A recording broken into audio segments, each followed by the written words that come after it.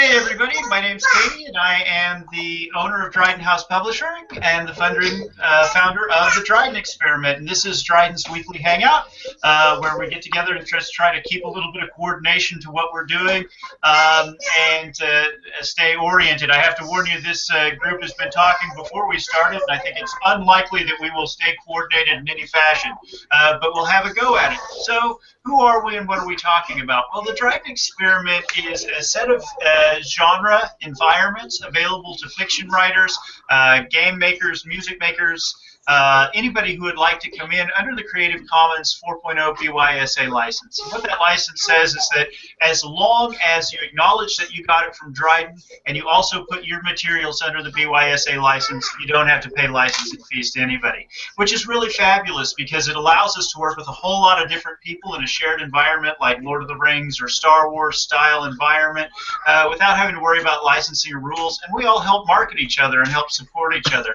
I own a small publishing house that services Dryden folks, but you don't have to work with us at Dryden House in order to be a part of the Dryden Experiment. Dan Hunt, who's with us here today, publishes independently in the science fiction universe, and that's really exciting. So we like to get together. We try to do it every week. It doesn't actually happen every week, but we do try, and just talk about what's going on in the different genre and what's coming up for people to watch out for. What I like to do is have folks introduce themselves. So I'm going to go from left to right on the screen as I can see folks and ask them to introduce themselves and tell us a little bit about what they do. The person I see on my far left is Daniel Hunt. Dan, why don't you introduce yourself? There you go, I found the button. Yeah. So, Dan Hunt, I write some of the science fiction stories in Dryden, mostly in what we call the primer period. I've got a novel out called The Eclipsing of Cyrus C, and then I have a short story, a novella collection out called Origins, which was just released a couple months ago. And I'm currently working on a book that I'm calling a corporate war series, which is called A Step Too Far, and I'm about halfway through that, I think, at this point. So that's excellent. me. And for folks who are sort of new to the concept and new to the genre and are interested in learning how it works, there are really two great places to learn the foundations of the science fiction universe. One is the free introductory version of Dryden Space Battles, our role-playing game, which is available on RPG Now. And the other one is Origins by Dan Hunt. A lot of the foundation material for the science fiction universe came out of that brain, and there are some really awesome stories in that collection. So if you're new, start with the free introduction of the role-playing game in Origins, and then when you're an addict, give us a call and we'll get a project started with you in it. All right, the next person I see is Eugene Kelly III. Eugene, you want to say hi? Tell us what you're up to. Hey, hey everybody. Sorry for the voice. I've a bit of a cold. I might cough a few times during this. Basically, I've been with Dryden for a few months now. Since late last year. I've got a project. My published work right now is in Rise of the, is one of the stories in Rise of the European. Also, there's gonna be a horror compilation, which I believe is coming out this month. 25th. 25th, yes. So I'm gonna have one story in there as well. My big project right now is 28th. My big project right now is something called Empire of the Carnivores. It's a novel. I started writing and outlining. I also belong to a group called Ninja Writers. They set you up and help you to find something to mentor you through writing a novel. It's a really, if you're interested in writing a novel, I really recommend it. It's a really good program. But that's basically what I've been working on right now. You can look up my work at Eugene Kelly III author on Facebook, and I'll be posting up some updates periodically. So yeah. Awesome. And the story Rise of the European that Eugene was referring to is a real interesting collection. There's an event in the year 2700 in our science fiction universe where the creature that lives on the undersea ocean of Europa decides to throw humans off the planet. And we told it through a series of 6 short stories told by 6 different authors. It's a really cool project. You get a lot of really different writing styles.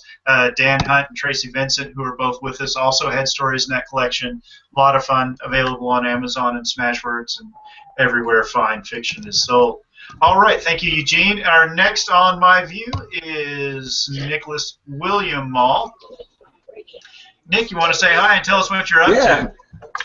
Hey everybody, I'm Nicholas William Mall. I'm basically I do the games portion of Dryden. I think at the moment, I think for the Big Damn Dryden role-playing game, which is set in the Primer era of 2503. So I think that's before the big monster European comes around and eats all the humans.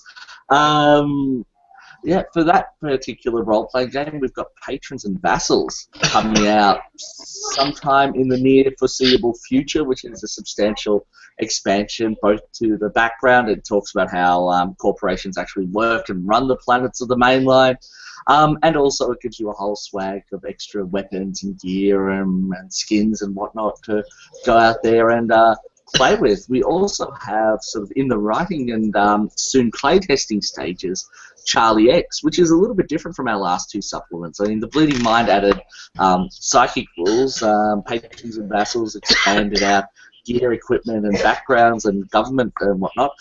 Charlie X lets you become a race car driver in the future in highly addictive rocket-powered race cars that take off from mountains and launch into orbit. All sorts of chaotic fun. Yeah, so you see that when someone's nodding, going, yeah, rocket cars. You know you're onto something good. And apart from that, I'm actually kind of scribbling away on my first novel at the moment, which is New Supertown, which is a superhero genre novel set in a floating city, which is turning into all sorts of fun. All right. And we'll come back to Charlie X in a minute. The thing that I wanted to mention about Patrons and Vassals, we released Dryden, Big Damn Dryden, which is the role-playing game that Nick wrote. Nick owns Owlman Press and did that work through Owlman for us. But as we do the expansion, things that appeared elsewhere in the universe are being rolled into the role-playing game, and it's a wonderful example of how the Creative Commons works. Dan Hunt's Space Marines appeared in Rise of the European. They appear in the Dryden Space Battles card game that Nick built for us. They appear in the role-playing game.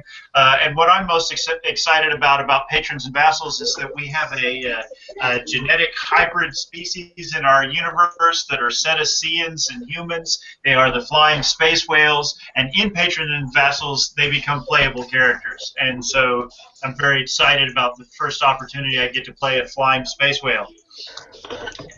As much as fun as Brick was to play in our last adventure, I'd like to go ahead and try a space whale just for, giggles. All right, the next person on my screen is someone near and dear to my heart, the person who actually knows whether or not I'm doing my job because she keeps track of things and knows what day it is and neat stuff like that and does 80 million things under 80 million different hats. Tracy Vincent. Tracy, why don't you tell them what's going on and what you're up to in Dryden? Not a whole lot. I just got finished editing Intro to Nightmares, which will be out at the end of this month. And it's in the final days. Like, it's out of my hands. It's done. And I just finished the first round with August World 3, which will be out next month. And so it's pretty exciting. Tracy is our chief editor, smoother over of arguments that I start, and decider of things that I am insecure about. So Tracy does a lot of really important things for Dryden. We really would not be able to function without her.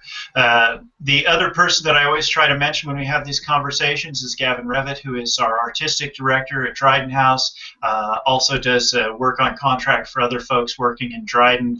Absolutely fabulous artist, talented musician. Unfortunately, he's in Chef Sheffield, England, and it's currently 2 a.m. there, coming up on 3 a.m., and he generally doesn't make this meeting. So, but we would not function without him. So I have just a couple of things I want to talk about, but the format's really loose. Anybody just jump in anytime, offer comments on things that you're working on. We are basically done with the website. We now own DrydenExperiment.com and DrydenHousePublishing.com. They both are pointed correctly at the website that Gavin is hosting for us on BT Connect. There's some content that's not up to snuff. We'd like to have more content, of course, up there, but we finally sort of have a single home for Dryden goodies, and if you'd like to have things added to that or see things that you're concerned about, please let us know. We want to sort of start using that as a hub. For example, the links page currently has no links. I sent Gavin the catalog of books today, and it's not up there yet. But we feel like that's going to give us an edge. We had a website when we first started. I was trying to maintain it almost sort of as a weekly magazine or monthly magazine, and I didn't have the resources or skills needed. So our hope, though, is to use this as an anchor place that people can get to Owlman. They can get to books in print. They can get to Eugene's author page to sort of give people a focus, get them here to YouTube, to our channel here on YouTube. So we're getting very close on that. I encourage everybody to take a look, offer comments, help us get it dialed in where it needs to be. And then, as several people mentioned, the next thing I wanted to talk about was the Nightmares collection is coming. Tracy, I'm going to ask for your help on this. The ARCs, people can sign up until when for the ARCs? Tomorrow night. They'll go out Monday morning. Okay, tomorrow night. How many do we have right now? 9. 9 signed up, so... Okay, so what an ARC is an advanced reader copy. It's the sort of way to preview the book. It's available for free, an electronic version. We're just doing Mobi, or we're just doing EPUB? We're just doing Mobi. Just Mobi right now. Okay. No one's asked for EPUB, so... Okay, and we do that because we'd like to have some reviews out there when we release, and we'd like to have a look. We will post the link here below, so if you haven't had a chance to sign up to get a free copy of Nightmares, there are some awesome short stories in there, nice, creepy, starry demons from the dark lands eating the daylight kind of stuff. A lot of wild sweet girls killing people. Oh, just the cutest little kids who like to kill. Yeah, they're so adorable. Okay. Yeah, very creepy. And the release date for that is the 28th, so we're very, very close. I let contracts today. If you are a participant in that story collection and you have not gotten your contract yet, check your email, and if it's not there, send me an email because you should have it. Now, there's a kind of an interesting detail in that I'm in the story collection, but I am not in the revenue stream. And I don't want that to confuse people. I own Dryden House, and it seems unfair and double-dipping to me to publish a book through Dryden House and then ask all the authors to share their revenue with me, sort of twice, right? So my story in that collection will not generate out of the revenue share. I'll just get my share out of Dryden House like I normally would. So when you see the contract, there's 5 authors, and then it splits 4 ways. So if you're one of those authors, that's what that's all about, making sure to get you your extra 10 cents or whatever that works out to be. I actually think that the next thing that will probably hit print is Patrons and Vassals, which I know is going to give Tracy a headache because I haven't sent it to her yet. Tracy, I don't know, maybe we can have that conversation offline about Alder's World versus P&V, because we want to have P&V out in time to release Charlie X behind it in July. So I guess if we did P&V in June and then X in July, we wouldn't hurt anything. I guess I don't care now that I think about it. So Alder's World 3 is in editing right now. That is the 3rd part of the Alder's World series, which is set in the science fiction universe. Part 1 of that series is free on Smashwords, and we'll probably run some sales as we get close to the release of 3. I've seen a draft of the cover of that. I haven't seen the finish of the cover, and Tracy edited and told me that I have to spell names the same every time I spell them, that it's not okay to spell them different times, different. So, and we just had a glimpse of the amazing Stack Mall, who is almost sort of a legend in Dryden. Yes, you did. One of my very favorite pictures yet to come out of Dryden, of all of the fabulous art that I've seen, and the flying whales and every other kind of thing, is Stack expressing her opinion about the problems in the game, Dryden Space Battles, in the early playtest. She was frustrated. That wasn't the problems in the game. That was my language, and her getting me trapped between the edge of a board and a planet. Anyway, it's a fabulous picture, and I keep it and plan to use it in an exploitative manner every time I get the chance. So then I actually kind of want to give things back over to you a little bit, Nick, because after we release Patrons and Vassals and Alders World 3, we will release Charlie X. Yep. And Charlie X is a really interesting synthesis, so I'm going to talk about it a little bit, and then we'll get you to talk about it a little bit too. I have a friend who is a race car driver in England, and when I saw that she was looking for sponsors, I asked her how much it would cost to have Dryden House sponsor, and she gave me a number that I could do, and so we are sponsoring a race car driver in the European hill climb circuit. She drives a Formula Renault, so it's a real little race car with a wing and everything. It's very cool. And we saw the jersey. We just saw the jersey this week with our logo on it for the first time. And we're doing some things. We're doing some things to support that. Kat Haywood, who is one of our favorite artists to work with, is doing a graphic novel for us, and Nick is doing a rules expansion with racing. So, Nick, do you want to talk a little bit about Charlie X and how it works in the Dryden Space Battles, or not Dryden Space Battles, Big Damn Dryden, and what we can expect to see out of that expansion? Sure. Well, I think the most obvious thing you can expect to see is some very fun but still very flexible racing rules.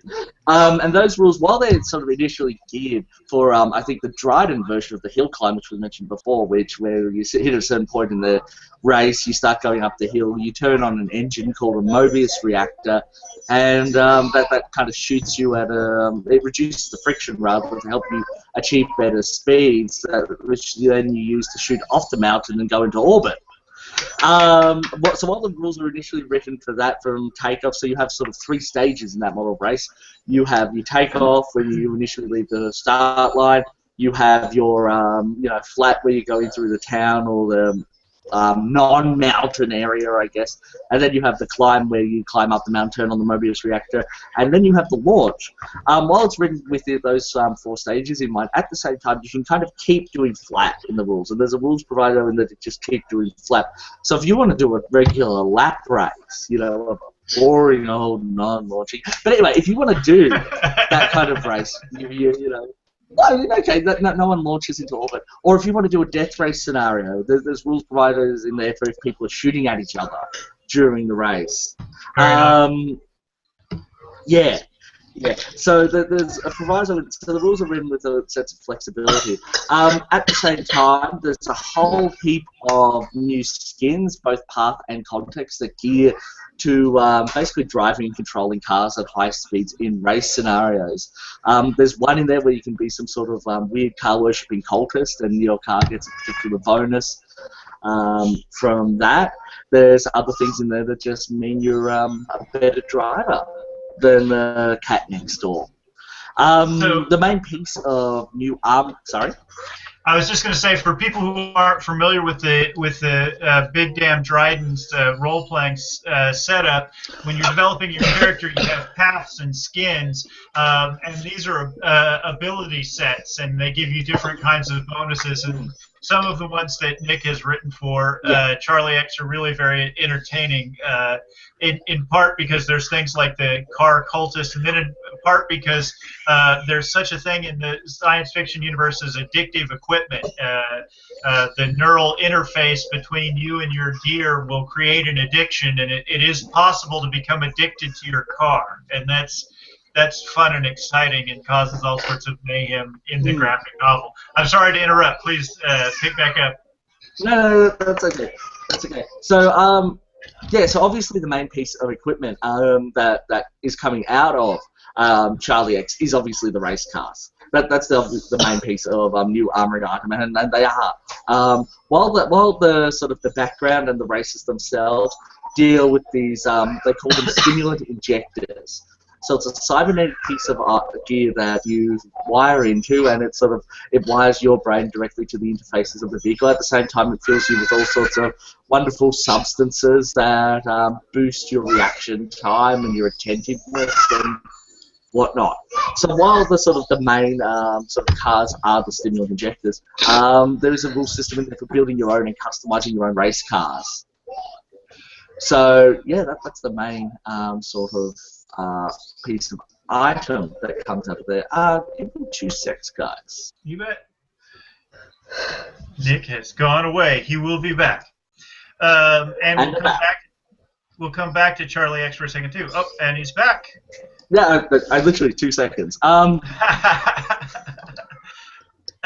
I had a question for you, Nick, that I keep thinking when we are not talking together. We have been calling the juice that the drivers use Spanner. Is that name in use anywhere else? As far as I know, for the roleplay game, no. You'd be able to answer the question for the wider universe, but I have not heard it used for the roleplay game as yet. So no, that's perfectly cool. Okay, so we're gonna call the juice that the drivers use Spanner. One of the things that we introduced in the graphic novel is this idea that the entire racing season is sponsored by a juice manufacturer. And the kind of juices that they sell sort of on the market are your Red Bull equivalent, except, science fiction with nanobots in it. But then the drivers themselves, in order to try to hold their brains together when they're not driving their cars, will take Spanner to combat their addiction to their car. So I should probably add a whole bunch of new energy drinks to the roleplay game from that. They would be sort of like, if you remember in D&D, they came out with cantrips that were like 1/2 level spells. So we could have a whole lot of very low-level juices that are just freely available on the market and drunk as sodas. That would be totally cool to do. I'll have to send you the script. It talks about they have different effects based on different flavors. So, like lemon lime is the Technicolor flavor, and Orange Crush gives you a different, I don't know, whatever you would like to do with that, but it is in the script. So when you get the script, you'll see what's happening there. So I'll probably do the most obvious thing and just create one that links directly to each attribute. Yeah, why not? The comment that Charlie X makes in the script is they're not too dangerous as long as you can afford the juice to get your heart valves rebuilt later.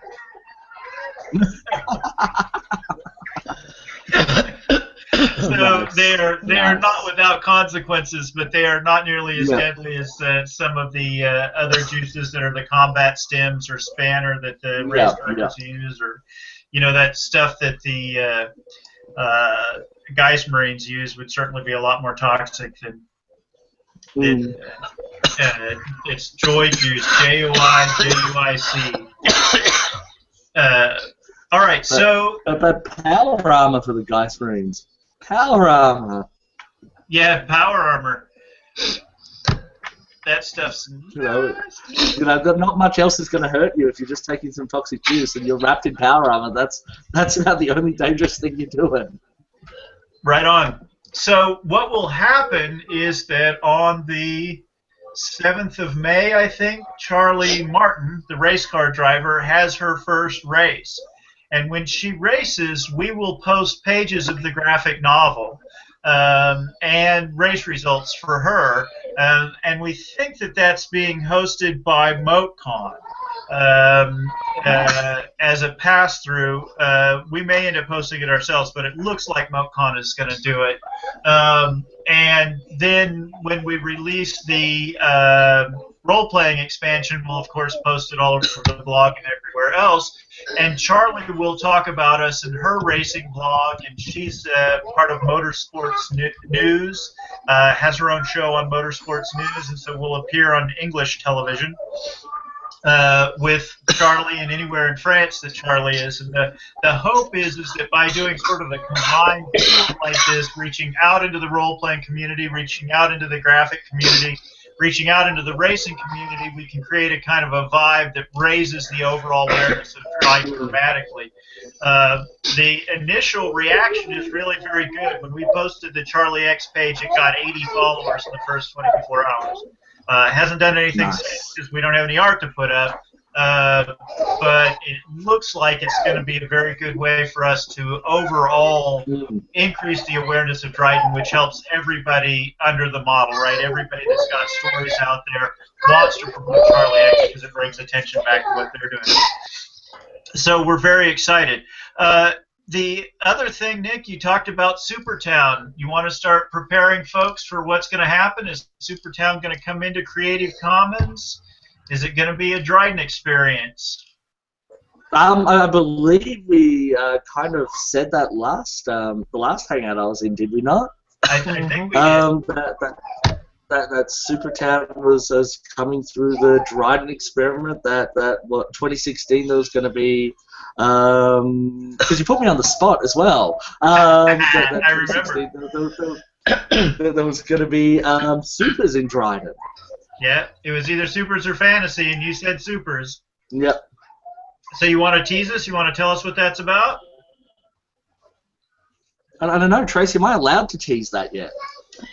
Well, yeah, you can tease all you want to. It's your story. Right on. Well, it's kind of our story. It's everyone's story. It's not just. No, I'm anyway. not hiding it. All I'm doing is making sure it looks good. Right. This is and that I would say is equally important.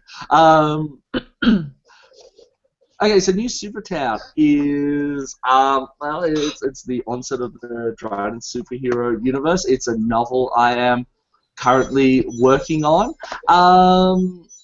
It's set within. Okay, so you have sort of in the past of Supertown, the teaser idea is you've got all those epic battles between heroes and villains, and at some point, that one particular superhero has somewhat gotten over them.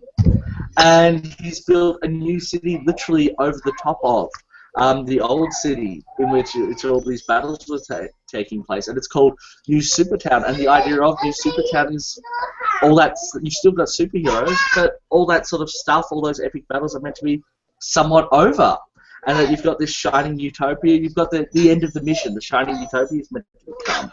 And then we can start playing with the idea of utopia as the novel progresses and seeing if there's any cracks in the foundation, and that's all I'm going to say.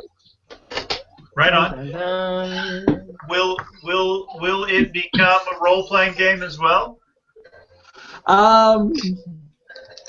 Yeah, probably at some point. I don't. Look, I don't see why not. I mean, Our Man Press already has an existing superhero role-playing system in print, Artificial Exotics, and I don't see why. Artificial Exotics has its own setting, but at the same time, it's very easy to port that across to a different setting. At the same time, every now and then I have a tenuous set of rules for the Big Damn Sci-Fi game that uses that introduces superheroes that I pull out and play with and then put away again. And of course, for those of you who play Big Damn Dryden, they know that Big Damn Sci-Fi is sort of the original rule set that then got developed and adapted into the Dryden universe. The Dryden universe adapted into it. The double adaptation process that I've often mentioned. So there's definitely avenues there for a role-playing game. Awesome. The one regret that I have about the advent of the superheroes is that Aperiogen is shelved for now. Uh, Nick wrote the foundations for a very interesting fantasy role-playing game that addressed the Creative Commons model by being placed on an polygon with an infinite number of surfaces. So when you go down into the dungeon under whatever kingdom you're under, if you're not careful, you'll come up with an entirely different reality. I really like that concept and really hope we get to come back and explore that at some time. But it has been sidetracked in favor of exploring superheroes. So life goes on. Yeah. All right. Well, I have reached the end of my list. Tracy, how did I do? Did I miss things that we need to talk about? No, Okay. not really. I mean, you might want to bring up, for the people who are writing Lucio Cuda stories, please keep writing the Lucio Cuda stories. Yes, we Because do. we still do want to put that out. We do still want to put that out. We just had a lot of other projects going on concurrently, and we weren't getting stories finished. We may do an open call to see if we can bring in some new authors to work on Akuda to get that project. But if you do have an Akuda story and we would still like to see it, we would still like to see it finished. So We also are taking I'll keep going then. I have a question about Okuda. yeah, go ahead. Yeah, I just wanted to clarify. The reason why I haven't been working on it is I thought the project hadn't been shelved, but that it had been postponed to a much later date. That's why I hadn't I didn't do much. But if it's come back, then yeah, I'll try to get it out as quickly as possible. Even if it's shelved for a I'm later in the date, exact same. the problem with it is that it's never going to get done if no one writes the stories. So we're not saying we need it by this date, but we still would like for you to work on those stories because we would like to get this out. Okay, Yeah. all right. I'm sorry, Nick, you were saying something? No, I was saying I was in the exact same boat as Eugene. I thought it was permanently shelved. So yeah, No, I'll start writing again.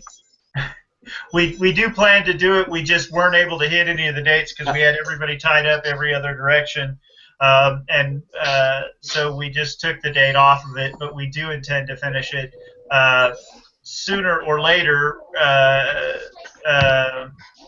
I think we're likely to try to open call it and bring in some new authors if we can't get the authors we've got to finish. But we would prefer to have you guys finish rather than go hunting. And Tracy, I think you said something about the nightmares in October. Mm-hmm. We're still taking submissions until August. Yeah, August, beginning of August, middle of August. That's probably something you and I want to talk about, Tracy, because that is a really good opportunity for us to do some sort of open call and get out there on Facebook and maybe some of our friends' blogs and specifically solicit some new authors. It would be a great way to meet some new folks. Okay. So maybe we can talk about when to get that done. Maybe in June. If we put out a call in June, we could probably have a collection in August. Maybe does that seem reasonable? Yeah, I just like to give as much time as possible because some people like to write slowly. Other people can write pretty quick, and some people already have stuff. Right.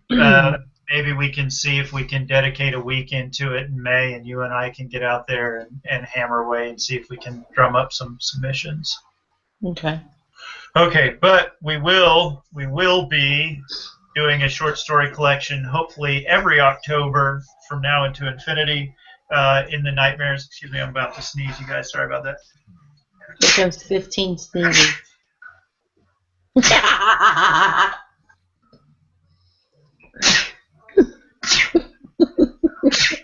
Now that wasn't a polite gesture to have on camera. Now the truth about how Dryden functions comes out. Yeah. Actually, in America, that means thank you very much. That's why you see it all the time. Especially when people are driving. Thank you for holding that spot for me. I appreciate that. Okay, so yes, we will be back to Nightmares again fairly quickly because we're going to publish this book and then we're going to come back for that October collection. So let's just open it up to everybody. Does anybody have other comments, other thoughts, things that we have missed, questions that you have, brilliant ideas that I never think of and someone should hit me with? Dan, your mute went off. Well, I thought I'd give you an update on my 2 paths for my Dryden stories. Okay. And what I've decided is I'm going to write one collection that I will put under the heading of Corporate Wars. And I've already etched out, one, two, three, four, five little synopses for stories. So that's 5 years worth of work, knowing me. Right. But my plan is to finish this first one a step too far and then move on to Kiss Me Darkly before I jump into my other one, which will be revisiting Threshold at the time that it ended in what I'm calling the preemptive war. So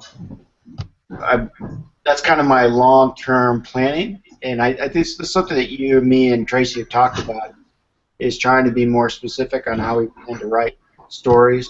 So I'm trying to develop my technique before I get to the preemptive war because I really want to write a good war story. So the first 2 novels that I'm working on, or the next 2 novels, I'm practicing a technique, plus I'm writing about corporations. So A Step Too Far is about CertCorp, Kiss Me Darkly is going to be about Lynn, Blood on the Door is Terra, Eyes of Chaos is about the Church of Chaos, and then the Millart incident, I'll return back to CertCorp. But anyways, so long term, that's what I'm doing. Excellent, excellent. Again, for folks who don't know Dryden, I get credited as the founder, but if you were to go through and just start weighing all of the different pieces in Dryden and where they came from, Dan's pot would absolutely be the biggest. So many of the really cool things that exist in Dryden, Ripplers, for example, came from the story Revenge. And I don't even know how many of us know what Ripplers are, but they are Dan Hunt. Geist Marines came from Dan Hunt. So many of the very, very cool things in Dryden. So when Dan starts going, okay, I'm going to explore corporations, that's awesome. You know, we've had Nick out there exploring corporations in the role-playing game. We're going to have Dan exploring them in his short story collection. I wrote those 3 names. The first time those 3 names ever got written down, it was me. It's just so cool the way it grows and goes out. It becomes this huge thing that is way beyond anything I could ever have written, which was the whole point. So exciting news that we're going to get short stories from the Corporate Wars from Dan. And then, Dan, you know, you and I have had a couple of really short stories, though. I plan them to be between 70 and 90,000 word novels. Full novels. Nice shooting, Tex. It's going to take me a year apiece at a minimum. Wow, okay. A short story at a year, I'll type 1 word a day. No, 5. Yeah, it doesn't take 5 words a day. I think Tracy's right. Well, I've actually got something for Nick. Basically, you know, for the racing role play, have you come up with, you know, for the worlds and such where it's going to be held? Have you come up with any specific ideas for like flora and fauna and such, for like the places where the races are going to be held? Well, I think the races get toured around all the different mainline worlds, and even a couple out. I think there was mention at one point of having a race on Mere Ocean, or is that in my imagination?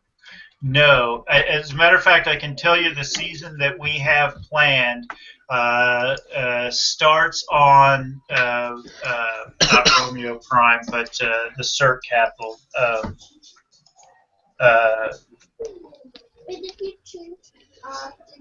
Damn it, I can't say it. It starts on the capital of CERC's homeworld. Romeo Prime is Lynn's homeworld, and I can't think of CERC's for some reason. Yeah. But the point is it jumps around the main line rather than being one specific world.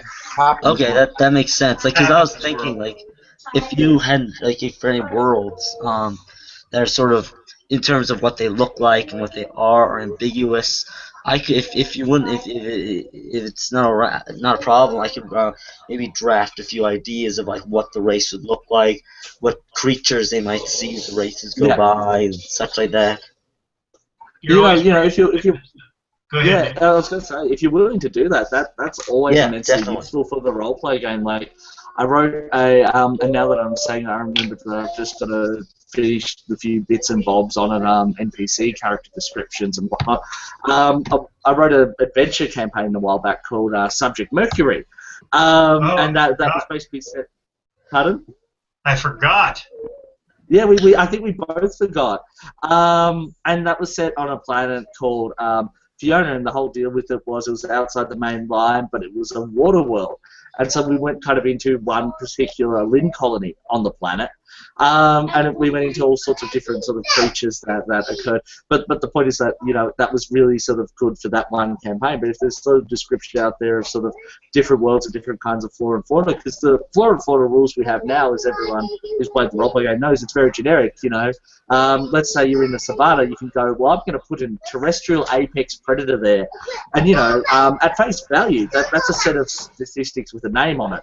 So it's like, you know, the GM can go, you see a terrestrial apex predator. And it's like, what's it look like? And the GM kind of go, well, it looks like a big lion, or it looks like a blob, or it looks like the dreaded gazebo, and watch everyone either try to sit on it or flip out, depending on how much cards at the dinner table they're familiar with. But yes, I think more descriptions of flora and fauna would definitely be a benefit for the roleplay game. Yeah, because the one I was thinking about, you mentioned the capital Cirque. Like in my head, when I imagine it's like the way Cirque is, I imagine it being sort of like an industrial hellhole, sort of like Coruscant on Star Wars, but just absolutely wrecked environment, overrun with creatures that have sort of mutated a bit because everything's so polluted and such. Yeah. So it's kind of like the bad areas of Coruscant, not the ones George Lucas preferred to show us. Below the smog line, right? From Fifth Element. Yeah. Okay, so this is the racing season that I have planned for Charlie F. Race 1 takes place on Papin's World, and I'm going to say where these first appeared because I think this is really interesting. Race 1 happens on Papin's World, which is the corporate homeworld of Cirque. And that's actually one that came from me right at the very beginning. The next one, next race happens on New British Isles, which is a water world that first appeared in Dan Hunt's story, A Lucky Man. The main character was from there, and then appeared in Tracy Vincent's story in Rise of the Europan. The next race is around Barnard Star at Make and Dark Companion, which is Dan Hunt's story Revenge, and then appeared in Dryden Space Battles. The next race happens on Europa, and this is going to be an interesting race, you guys, because they actually start at Europa Deep. And every year when the LQF racers are coming, the Europans bore a hole through the ice all the way to the crust, and then the racers race up it. But when they turn on their Mobius engines, it floods the race course because it's so hot. I mean, Mobius engines literally set fire to rock. So those guys go racing through that hole and destroy it as they go through it, so it fills in behind them with water. Which then, of course, promptly freezes. And Europa is the Rise of the Europan, came from that story. The next location that they are going to race, they're going to race on Bowie 4716, which was a planet that was requested by Gavin Revitt after the passage of David Bowie, who lived from 1947 to 2016. And that planet is one of the few places that you can see the reflectives. The reflectives are creatures who live in the same universe as we do, but in different quantum states. And so generally we are completely transparent to each other, but occasionally metamaterials will show strange creatures as if a reflection on the surface, and because of the strange composition of Bowie 4716, you can see them. It creates problems for the racers because the reflectives come out to watch the race, but they just stand around in the course. So the racers are just driving through ghosts all the way down the course, and it's very distracting. Next, they will race at Tianjin, which was invented by our own Nicholas Mull there for Dryden, Big Dam Dryden for the Bleeding Mines expansion. Where did Tianjin first appear? Not with me. It was already in place when I used it.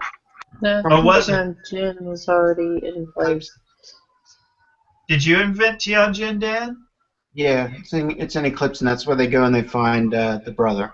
That's right. Okay, and then it got expanded into the racing rules because somebody wanted to race tanks and they needed some place to do it. I recall. It got expanded in the Bleeding Mine because you had a because I put a for the adventure back to the Bleeding Mine, I put a sleazy casino owner there. That's right. Yeah, in one of the playtest groups, the guys had a tank, and well, he also had a gold-plated tank, and he wanted them to race his, and all sorts of chaos ensued in a tank race because it sounds so safe, racing fully armed tanks. Tianjin also appears in the opening story for the Lucia Kuda Appreciation Society. She meets a boy there and takes him home and kills him.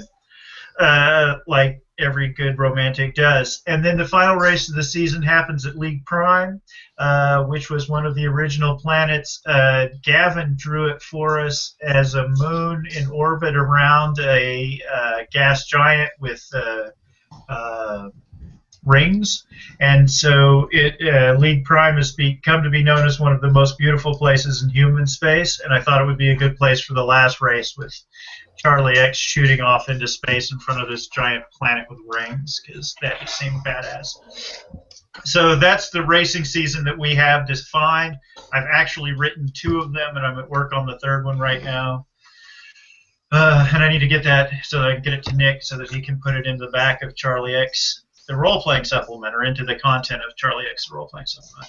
Okay, and then Subject Mercury. Nick, please call me. Say, hey, about Subject Mercury, and I'll go,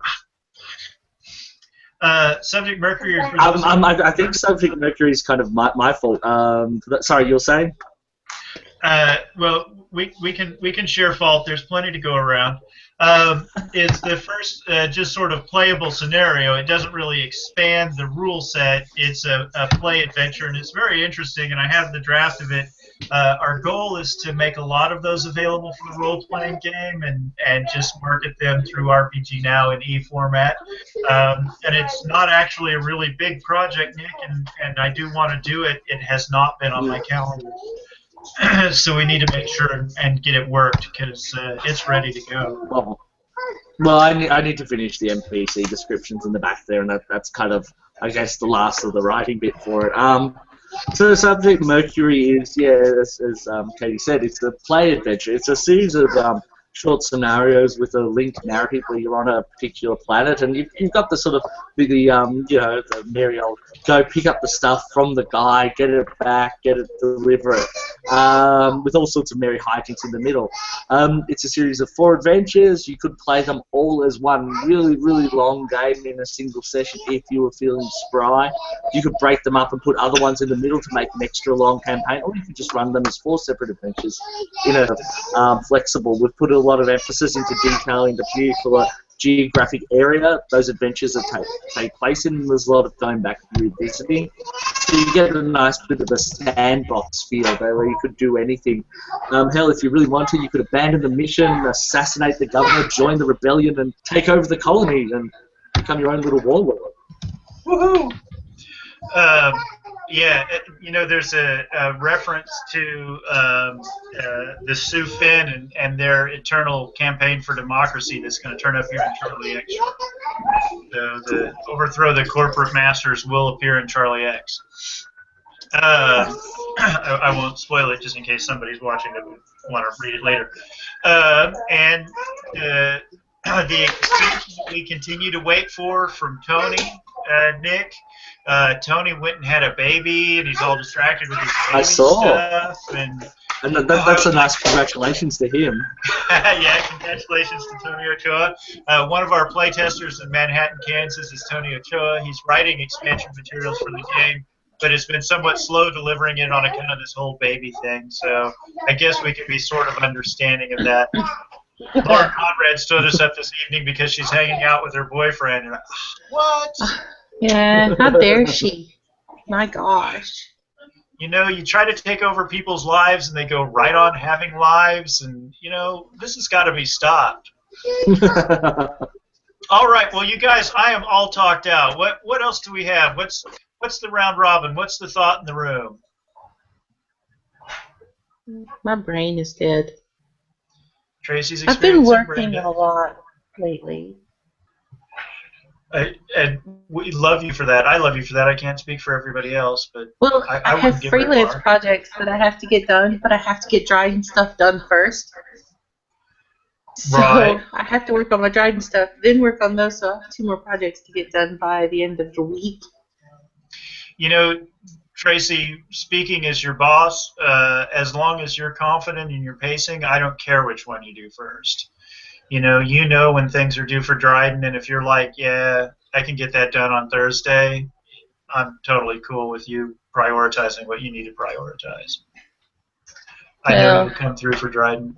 yeah, it's just one of those things where they actually approached me after I'd gotten them. So it's like I want to get them done in the order in which I got them. Okay. So, and for those of you who don't know, Tracy has been landing moonlighting jobs, editing for other folks, and that's awesome. And we're glad to see her developing opportunities that were sparked from her experiences in Dryden. So we call that a success for Dryden. Speaking of such things, Nick, how is the redo of Frankenstein Atomic Frontier? Did you finally get that sorted? Done, out on the market. Da da da da. So all good. Is it no longer black pages? There are no longer black pages. In fact, you can see there, character sheet. It's all there. Rule summary. The picture is not covering the text. And there's a cactus in here somewhere that is also no longer blacked out. I don't know if I can find the cactus right now because it's just a small... Oh, there it is. See, cactus. Cactus is visible. He looks like a happy cactus. He does look like a happy cactus. Yay! Depending on how, if the game master wants to use that, there is the chance as well for the cactus to be sentient. So, That explains so much about the American Southwest. Oh well, there's a type of creature in it called a Geppetto, and the whole idea of Geppettos is they're synthetic people made from flora. So they take flora DNA and they make synthetic people. But the problem is, as they get older, they get more wooden. Like the plant genes slowly assert themselves, and they eventually become tree-like things. Okay. In fact, for people who play Wagon Train to Mars, there's a whole bunch of them that are being mined for tequila. Okay. They're agave plants. So, for those of And there's you, the whole morality question, because there's 2 groups. There's one group that's a saloon owner who's basically using them for tequila. Then there's a group of aliens trying to get back to Mars who are using So the did they tequila make for them work out rocketry. so they just sweat it out? yeah, But no, because the whole point is that you can get a special part. So, okay, in Frankenstein Atomic Frontier, instead of having backgrounds and trainings, you're literally the sum of your parts. So you can get a part called a beer belly, and what that is there's a little tap in your stomach, and your stomach produces beer, and so every day you can get some tradable beer out of it. Yay! Nice. It just Okay, really makes me go. So the whole thing is no. these guys have beer bellies, except because they're plant-based and they're kind of cactusy. It's tequila. So they get a tap on their gut that is tequila. I figured they just make them to the treadmill and just soak it up. Well, no, because the like a plant genes Skittles have asserted commercial. themselves, so they're kind of rooted to the spot. Oh. Yeah, so no treadmill for them. Yeah, no, Well, no you could treadmill. dig them up, put them on the treadmill, but the second you turn the treadmill on, they'll just kind of, Yeah. for those of you who have never heard me rant, prior to coming to work for Dryden, one of the things that Owlman Press put out was a game called Frankenstein Atomic Frontier. And what this is Frankenstein monsters in a post-apocalypse Western setting, apparently spontaneously generating beer and tequila, where the cactuses may be sentient. It's a fabulous game. Just the environments, are I just yeah okay. It just cracks me up even to try to talk about it. But there's an evil Mickey Mouse clone amusement park. There's wagon trains to Mars where the Frankenstein monsters find out that there may be humans on Mars that they can carve up to make into more Frankenstein parts for themselves. It is a remarkable game, and I encourage it for everyone. I believe that's available on RPG Now, Nick. Available in RPG Now, now in the revised edition, now in print. All right. Frankenstein Atomic Frontier. And tell us about the Over the Top as well, Nick, while we're busy plugging your work. Oh, okay. So Over the Top's a D&D based Labyrinth Lord. Labyrinth Lord-based fantasy setting, set in a high fantasy world that's kind of advanced in technology, politics, and industry into a World War I-like setting. And true to a World War I-like setting, those nations have formed alliances and entered into the Great War of Magos. So Over the Top takes all the high fantasy archetypes and puts them in a World War I type environment. The character primer, the basic document for it, base book for it, contains sort of a wide array of World War I themed equipment such as machine guns, rifles, tanks, and whatnot that you can use in your regular Labyrinth Lord game, so your regular high fantasy settings, or you can use to play Over the Top. And actually, speaking of Over the Top and its wonderful sort of World War I type setting, today I should be hitting publication on a second expansion for it. I should say, the Eastern Front. So whereas the first expansion, the first book, the character primer deals exclusively with the Western Front, and the second Guide to the Past deals with the sort of the history of the continent of Magos and its kingdoms and its development from an elven-dominated empire through to individual little nation-states. The Eastern Front deals with the opposite side of the coin, so it deals with the Eastern Front. What makes the Eastern Front different from the Western is, much like the First World War, the Western Front was dominated by trench warfare. For the Eastern Front, however, I've gone with a bit more of a push and pull across a vast wilderness frontier. So what you get there is a lot more of the sort of, I guess, traditional trekking through the wilderness, a lot more fine points of battle, a lot more going through the mountains. A playgroup that I was running through some Eastern Front stuff recently, for instance, they were on a Zeppelin that was attacked by a dragon. The Zeppelin crashed in one of the border crowns called Kazkro. And Kazkro is possibly inspired by playing quite a lot of Bloodborne. They arrived in Kazkro, which has a werewolf plague problem, so lycanthropy plague, on Hunt Night, which is when all the villagers come out with their torches and pitchforks to hunt down any werewolves that they might find.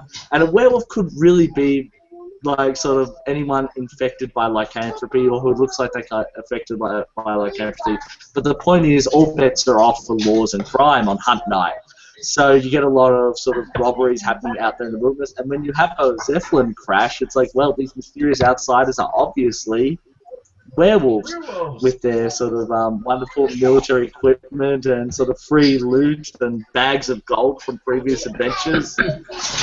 So you've got the group. They've got a diplomat with them. The mission was that they were trying to get the diplomat Kazkro to try and negotiate Kazkro joining their particular side of the war. And so they had to escort this guy through both werewolves and very vicious werewolf hunters who were kind of indiscriminate in their activities. Right on. So, so the Eastern Front, in short, kind of has a bit more of the trekking through the wilderness, a bit more of the wilds side of things, in addition to the steampunky World War I goodness. Awesome. And it was through Over the Top that we were introduced to Kat Haywood, who did art for Over the Top and then did art for Space Battles, and now is doing the art for the graphic novel of Charlie X, which I think that we'll probably just port that art straight over and make it available to you for the module. Or for the role-playing expansion. I don't think we'll try to do separate art for that.